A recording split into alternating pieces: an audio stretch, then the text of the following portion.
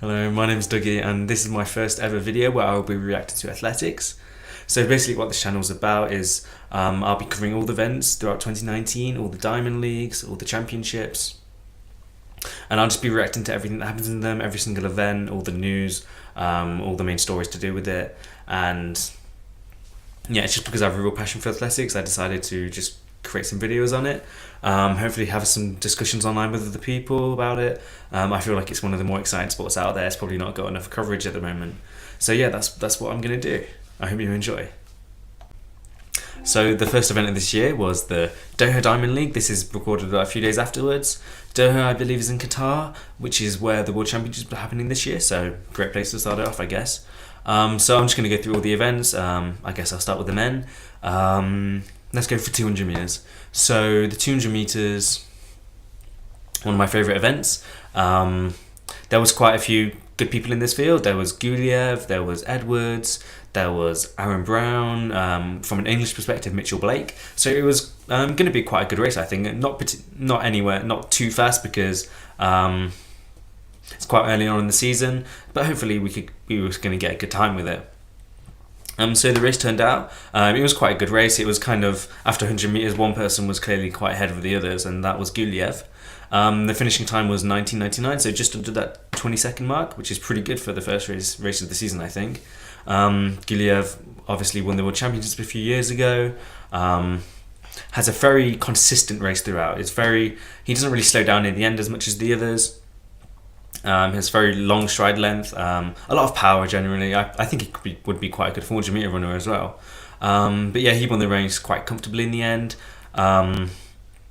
Mitchell Blake, from an English perspective, I don't think he finished in the top three, which is kind of disappointing for him, but I think he'll bounce back in the next few races. Well, I hope at least. So yeah, hopefully there's more to come from Guliev, and maybe he needs some, and maybe in the next few Diamond Leagues there might be some stronger competition. 800 metres men. So this had one of my favourite athletes in, Nigel Amos. Favourite because of what he did in the 2012 London Olympics, where he came second behind Radisheng, and I know Radish got all the limelight, but the 141 Amos produced was pretty insane, and he was so young at the time. I think he was 19, 20 years old, and so getting 141 is so good. And I've pretty much liked him ever since. I saw him at the World Champs in 2017. He didn't win that race. I think Boss won that. But Amos was close. But I think eventually he's going to win an Olympics or World Championships. So this 800 meters in the Doha Diamond League, he had some good competition actually. There was Kushar, there was Korea, there was the American Brazier. So it was quite a good quite a good lineup actually. Thankfully, Amos did get the win. I think I was around 144, which it looked a bit faster than that at the time. They went through the first lap in about 50 seconds, which is very fast indeed. But yeah, the second lap was a bit slower. And yeah, it was between him and Korea in the end. Korea, very fast 800 meter runner, kind of burst onto the scene last year. But yeah, Amos was able to take it just about. It was a sprint between those two for about 50 meters of the last 100 meters, and then Amos slightly pulled away. Korea kind of came back and then kind of went back again. So yeah, it was actually quite an exciting race to see. Third race, the 3,000 men steeplechase. Now I have to admit, this is an event I'm particularly interested in as much. I mean, that's probably because there's no English athletes in it, and there hasn't been for a long time. I think there's an English athlete for the female races, but there's definitely none for the male, so it's not one I've particularly enjoyed watching, and sometimes one I kind of skip over. There is an athlete in it who I quite like though, and that's El Bakali. I'm sorry if I pronounced that wrong. Quite a tall athlete, a bit more lighter skin than the rest. And yeah, he was the one who won it today. I can't remember what time. He wasn't winning by the last 100 meters though, I can tell you that. I think there was another 3 people ahead of him, and he was able to sprint them all. Just had the better home straight, I suppose. So one athlete I actually would like to talk about in the 3,000 meter steeplechase. Some people might be able to tell by the description, but he's a bit of a show voter. He kind of he likes to finish a race in style. His name is Kenboy. He's from Kenya, and he's so much better than everyone else. He can afford to go out a few lanes in the last 100 meters. So he might finish the race in lane 5, he might finish it in lane 7. But just because he's so much ahead of everyone else, he has the time to do that. And he always showboats when he gets to the finish line. Quite a funny guy, actually. I think the other athletes might hate him a little bit, find him a bit annoying. But yeah, I think in order to make a name in the steeplechase, you need to beat Kenboy. So Albacali, you need to beat Kenboy in order to put your name on the all-time list, I think. But yeah, it would be good to see a showdown between those two at the World Championships. So I think that's all the running events. So moving on to the field events, we'll start with the pole vault. So this is an event I watched in the 2017 World Championships live. It was actually a really exciting event. It went on for quite a long time. I was actually in the stadium past the scheduled time because of this event. I think at the moment there's about 10 athletes who were just... There's a gap between 10 athletes and the rest of all the athletes. So these 10 athletes can jump over 580 quite consistently. Only one of them wasn't in this Diamond League, so it wasn't ever going to be that exciting, I don't think. The athlete was Sam Kendricks, and yeah, it was 580 that he jumped, and then he just decided to stop.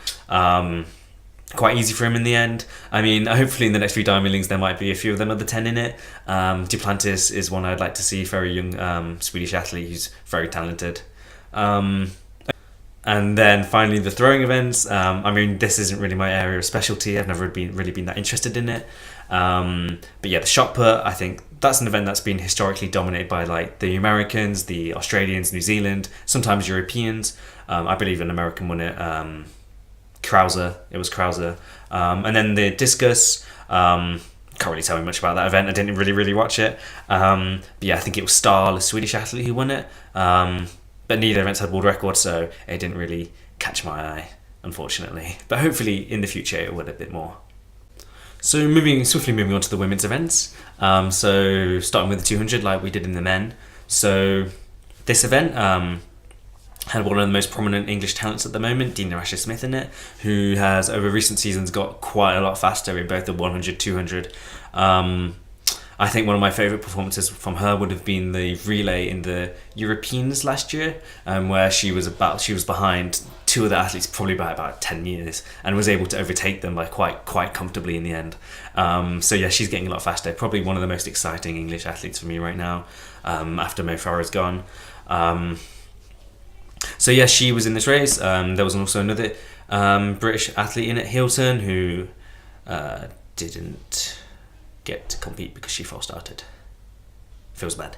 But there was also some Americans, Tama. So yeah, it was going to be quite a good race. I expected Dina to win, and yeah, it was a pretty easy win for her in the end. She was pretty much past the athlete on the outside of her straight away. I mean, her start's always incredible, but this time it was like, oh my gosh. And then she was able to hold it in the last 100 meters. I feel like the last 100 meters is probably her weaker point. She hasn't got the endurance some of the other athletes have. If you watched Mila Weibo, who's a 400 meter runner, she has so much endurance in the last 100 meters, and that's what takes her to the wins. Also, Alison Felix, who used to do the 200, she had a really good stamina near the end. Actually, that's quite a funny fact, actually, because I've noticed that whenever Mila Weibo is in a race with Dina Asher-Smith never wins. She never even gets a medal. I mean, I think she's like her boogie competitor, like a boogie team for another football team. Mila Weibo is Dina Asher-Smith's boogie competitor. I really want to see her beat her. Hopefully it will happen. But yeah, I think the time was around 22:26, which is alright. It actually looked quite a bit faster than that, so it was kind of disappointing to see the time. But early on in the season, I think that's pretty decent, to be fair. And she's only going to get faster. 3,000 meter women. I don't think this isn't an official Olympic or World Championship event, so a bit less interesting, but I still watched it. It had two really good athletes in it, Helen Ibiri and Dibaba, the 1500 meter world record holder. I expected her to win, but you know, Helen Ibiri does not lose.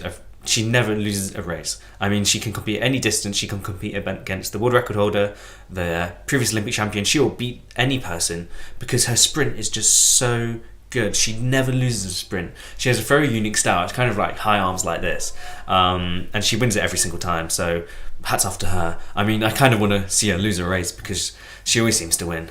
800 meter women. Okay, This is a quite controversial event at the moment, as most of you watching this will probably know, due to Caster Semenya. Not to say that it's her fault that this all the controversy is happening, but it is around her, so I'll discuss it a little bit.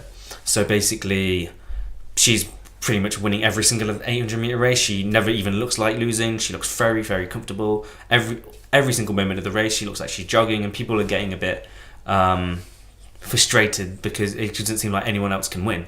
And yeah, and now they're making a rule where she'll have to lower her testosterone levels because they're higher than everyone else's, so that everyone's on a fair playing field. Now, for the argument is, I guess, she just looks so damn comfortable during the race. Surely there must be something going on there. But I'm actually more against lowering her testosterone levels. I think it's unfair. She can't help it.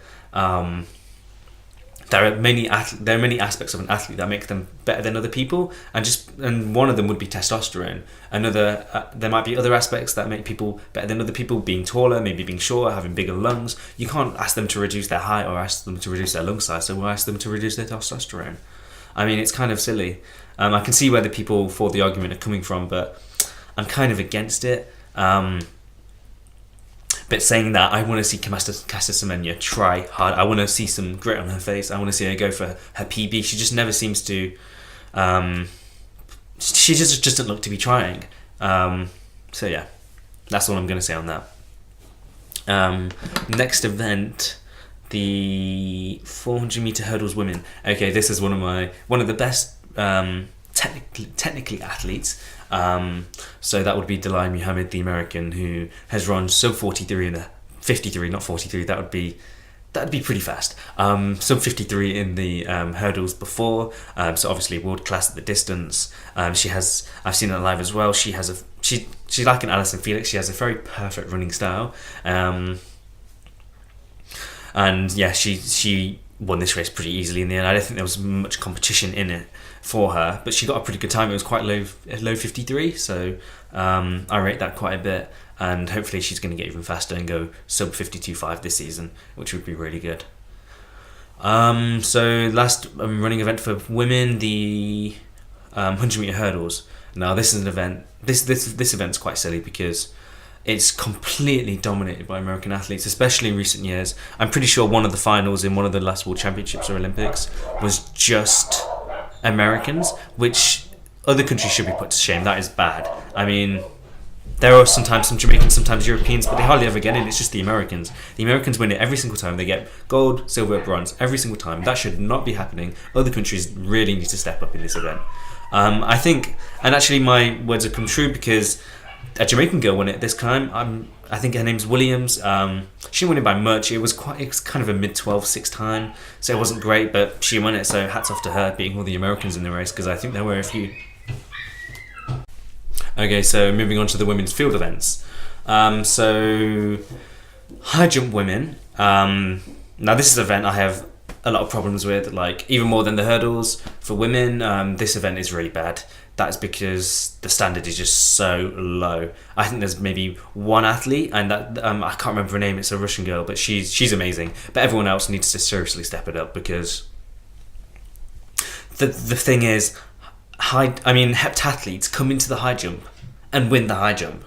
I mean, a heptathlete who trains in 6 other events, gives a seventh of her time towards doing high jump, beats professional high jumpers who spend all their time doing it. That should not be happening.